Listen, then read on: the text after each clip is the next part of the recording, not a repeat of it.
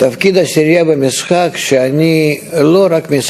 role of the 10 in the game is that I don't just act or play towards the friends in the 10, but I play with them as one body, which is all together playing with the Creator. I can't play with the Creator directly. Only when we are all together as a 10.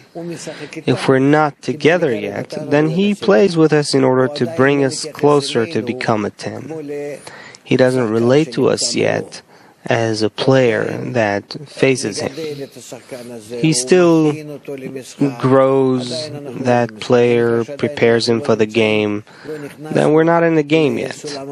We haven't entered the ladder of degrees. And therefore, we must take on as soon as possible the minimal form of the Creator, by the light that reforms, of course, and all the awakening that He gives us. And in that way, when we understand it, we'll be able to play with Him. But again, that means to be in the 10 each time in a greater level of unity that becomes more condensed, more tight, more kind of thicker, and above greater disturbances.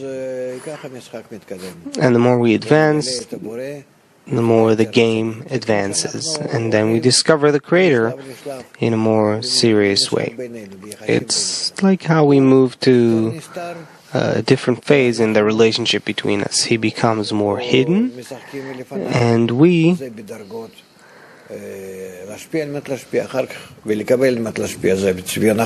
play before Him. First in bestowing in order to bestow, then receiving in order to bestow. That's a different shape altogether. But we have to play under concealment. The whole game is that He appears and then we conceal Him. And then He appears again and we conceal Him once more.